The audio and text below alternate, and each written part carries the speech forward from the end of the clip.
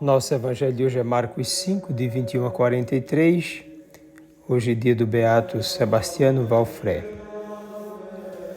Naquele tempo, Jesus atravessou de novo numa barca para outra margem. Uma numerosa multidão se reuniu junto dele e Jesus ficou na praia. Aproximou-se então um dos chefes da sinagoga, chamado Jairo. Quando viu Jesus, caiu aos seus pés e pediu com insistência: minha filhinha está nas últimas, vem e põe as mãos sobre ela, para que ela sare e viva. Jesus então o acompanhou. Numerosa multidão o seguia e comprimia.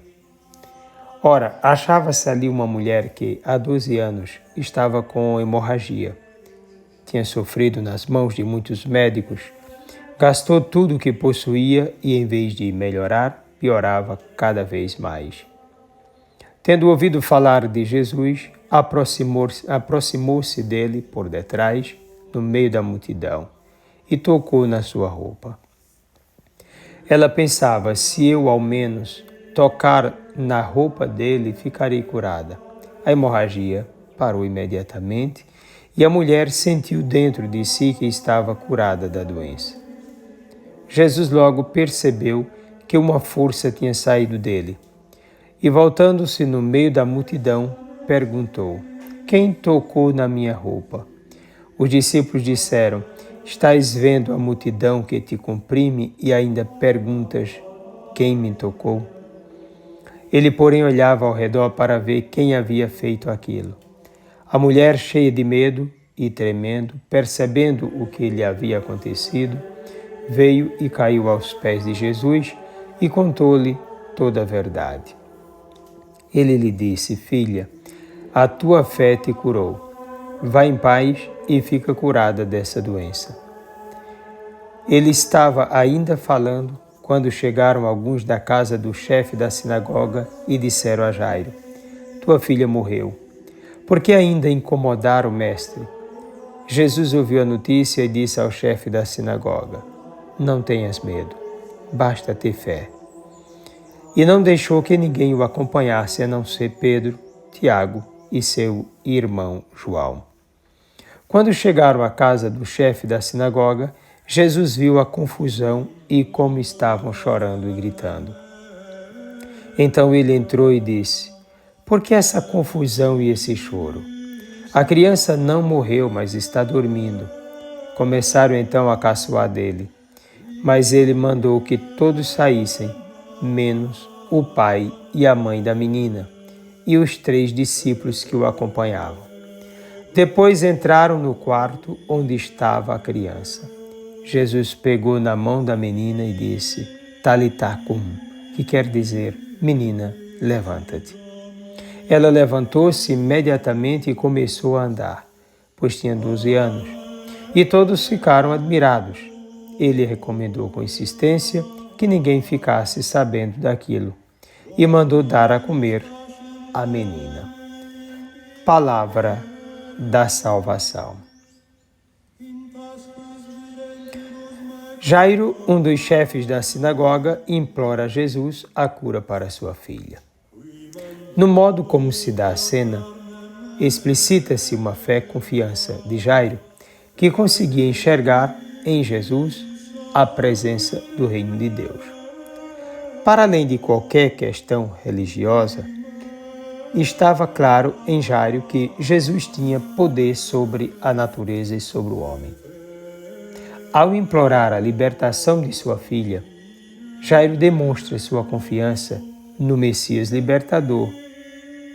Para chegar a essa conclusão, certamente uma tremenda barreira judaica estava sendo desfeita. Some-se a isso a multidão querendo ver e tocar Jesus. Antes de acontecer a cura da filha de Jairo, que era o chefe de uma sinagoga, um outro caso é colocado na cena.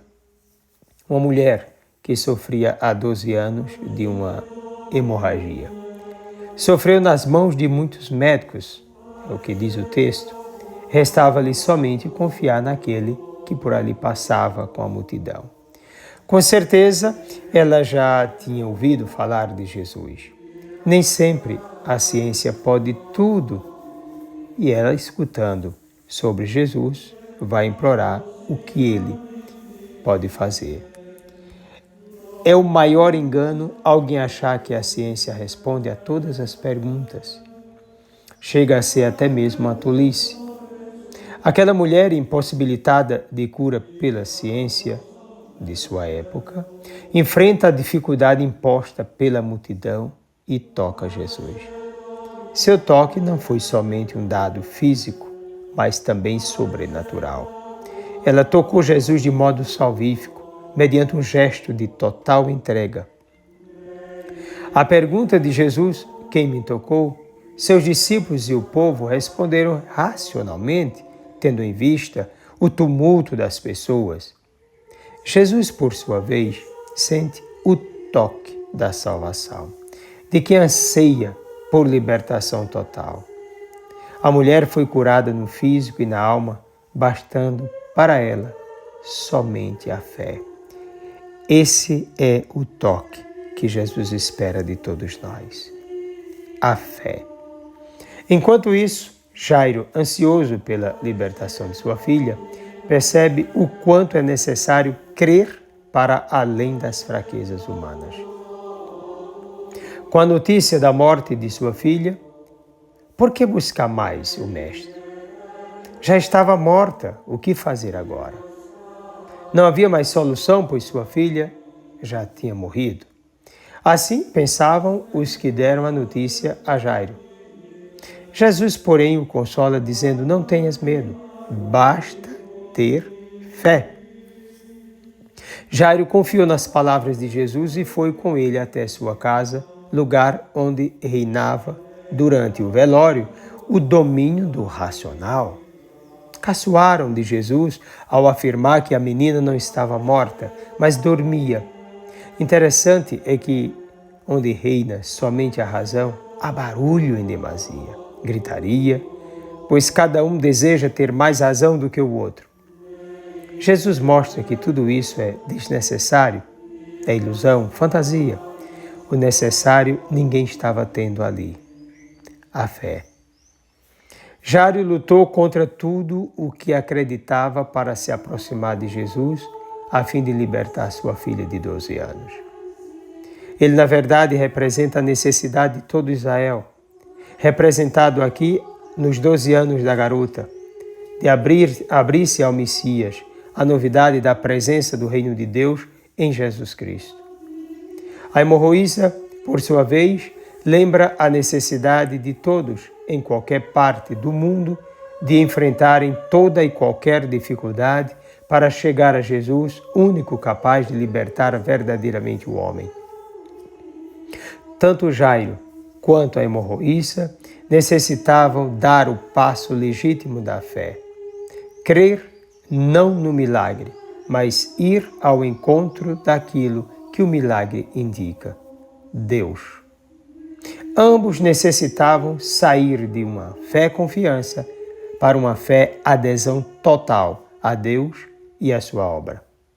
Tal passagem, sendo possível, vendo o milagre da ressurreição, que nesse caso não é a mesma coisa da ressurreição de Cristo, mas já o identifica, inclusive pela presença dos apóstolos Pedro, Tiago e João, os mesmos da transfiguração. Creia somente. Desça sobre ti a bênção do Deus Todo-Poderoso, Pai, Filho e Espírito Santo. Um forte e carinhoso abraço.